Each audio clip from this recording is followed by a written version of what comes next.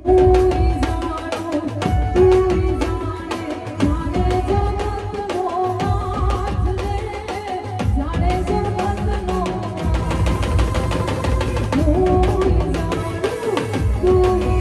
નમસ્કાર મિત્રો, તો ફરી એક નવા વિડીયોમાં તમારું હાર્દિક સ્વાગત છે।